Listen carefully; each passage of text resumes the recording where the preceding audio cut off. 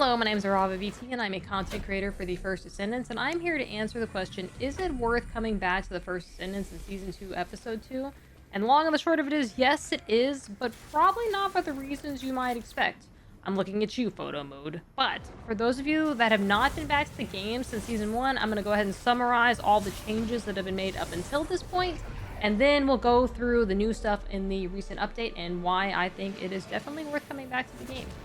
So, one of the biggest missed features in Season 1 was the ability to dye and customize the Ultimate Descendant outfits as well as the original Descendant skins. But, luckily, that's no longer the case. You can freely dye both the Ultimate Descendants and the original Descendants outfits to your heart's content.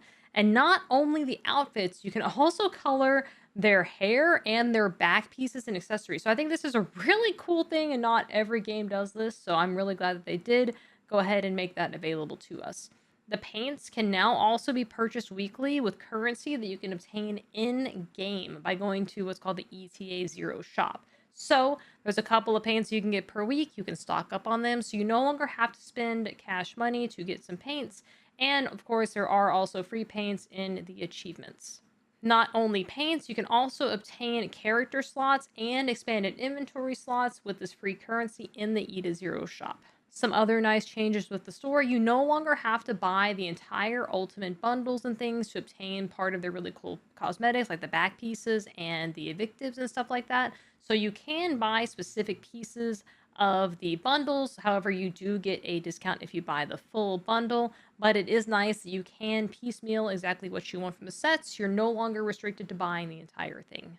Some of the skins that they released are now universal skins. So if you happen to purchase the Twisted Worship outfit, that outfit is now actually universal for females. So that outfit is good for all female characters. They've also released a couple of new lines that are gender universal, which is really nice. So you can buy one outfit for about 15 US dollars that can actually go for all of the female descendants. So that is a nice cost-effective way to be able to outfit your descendants with some of your favorite skins. The New Year skins that they did were amazing and fantastic, and I think that they did a wonderful job with some of the new skins that have come out so far. As far as some of the new content goes, up until this patch, there are some new Colossus battles, a harder mode Colossus, and a super hard mode dungeon that drops cores, which lets you empower your weapons. These dungeons also have leaderboards for solo play and group play, depending on the descendant that you use to go into the dungeon with. So it's a little bit of a competition for those, but it is a nice change. You can do that solo or with friends in the higher levels. There were several new descendants released post-launch, so I'm just going to go in order. Luna, Ultimate Valby, Haley, Ultimate Freyna, Keelan, Ultimate Sharon, and Enos were the ones that were available before this most recent patch. So you do have a lot of farming that you can do and catch up on. With the first part of Season 2, we also got the best quality of life upgrade in the game, which is called the Fellow. This is a little doggo that you can obtain in the Void Vessel missions as soon as you hit Mastery Rank 8, and you can participate in the Void Abyss dungeons to get this doggo. What he does is he collects your loot for you. He looks adorable, and he will also auto-dismantle based on your inventory settings, which have also had a overhaul from release. So I never have to look at my bag anymore. My Fellow takes care of everything. It's very nice. He can filter reactors and components and weapons. So it's a very good quality of life upgrade. And now that you're caught up on all the previous releases, let's talk about Season 2, Episode 2, and why you should give the game another chance. Before I get too into it, I do want to take a moment and say that the developers of this game seem to really be listening to constant feedback from the community and have worked hard to solve some of the issues as fast as they can, and it definitely shows in the new update. Is this game perfect yet? Nope, but I hope that one day it definitely will be. I think that the most important update that they made in this new season is the arcade system, which allows you to essentially use a Paragon board that is shared between the regular Descendant version and the Ultimate Descendant version that will level up their base abilities and stats. So this system will help bridge the gap between our base character stats lagging behind the difficulty of the content and allow for more diverse builds, as this can shore up some of your weaknesses with this system. At this time, the boards all appear to be the same layouts. However, you will need to level up each board for each descendant, as they're not universal. For example, you cannot use any points acquired by leveling with Bunny on an Ajax board, for instance. Now, for the thing that really shocked me, I was not expecting to like this so much, and that was the story. The story of season 2, episode 2 was really, really good. I'm not a very emotional person, but this new episode story almost actually had me in tears without spoilers. But yeah, it's worth it just for the story alone. It only took me about 2 hours to get through the basic story, but it was very, very good. So I do recommend playing it for at least the story part. As for the gameplay of the new season, there is a new area that's essentially 2 new instances where you spawn at various locations each time you load in, and the mission objectives change. You go to different areas and defeat different bosses. So it kind of breaks up the monotony of the farm. You're not doing the exact same thing over and over and over again. And this is where you're going to farm the new Descendant and the new weapons. The new Descendant, his name is Serena, who may or may not look like a very familiar video game character, but she is an aerial combatant that is a fire-based Descendant and looks really fun to play.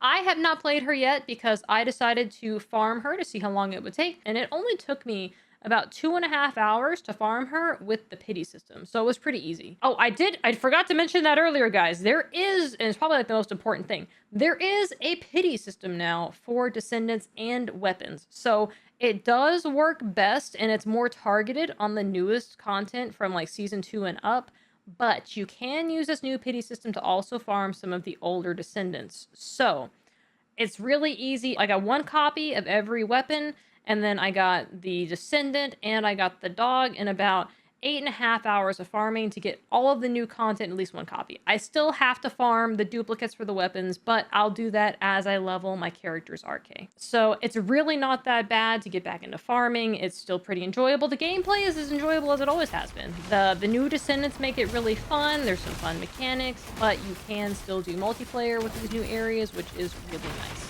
The last thing that we had for this patch update was a new extreme mode Colossus. So that is yet another harder boss to fight. And that's basically it for the updated content. It may not sound like much, but between all of the Paragon boards on, if you're like me, all of the Descendants, that is quite a lot of grinding to do. But it does seem like it will be pretty enjoyable since the dungeons are not the same cookie cutter dungeon over and over on repeat 4,000 times. So it should be pretty enjoyable to do. And that basically covers everything besides photo mode. But I'm not going to go into that. But yes, you can take photos now, which is actually pretty cool, and I do like it, but please use responsibly. So to summarize, I don't think this season and this game is perfect yet. There are still some issues in my mind. We still don't have a guild system, which I think is really needed to facilitate a sense of community, camaraderie, and be able to find some pickup groups of people that we can enjoy playing the game with that aren't going to be AFKers, etc., etc. So hopefully they do implement a guild system, but that is pretty much my only gripe about the game as far as quality of life things that we need. The way that they are designing their new bosses and their new levels, especially with the Void Mission boss, I have great hopes for like the continued growth of the game, and I'm really looking forward to their new bosses and how they'll improve in Season 3. They are learning, they're doing more raid-type mechanics. The new boss with the new area, which I'm not going to go into too much detail because of spoilers, is really cool looking. I hope she becomes playable. That's all I'm gonna say. Sorry, but yes, like it's wildly improving, and I really can't wait to see what they do in the future. If you guys have played the newest update and you think that I really left something out that people need to know, or you just have any questions about the game in general, please leave a comment in the comment section below, and I'll be happy to answer them to the best of my ability. I am a content creator for the First Descendant, but I am not part of their development team or their playtest team, but I will do my best to try to help answer any questions that you guys have, and if I can't find the answer, I will do my best to try to find it for you. As a small advertisement, I do have a new Cyber Dragon model coming out next Saturday, the 22nd, that I think you guys will all really enjoy. But if you'd like to support me and my content, please consider liking this video and subscribing, as well as adding me as your creator in-game as a RavaBT. #9304. This will help me make more videos like this in the future. Thanks, guys, and enjoy the new update.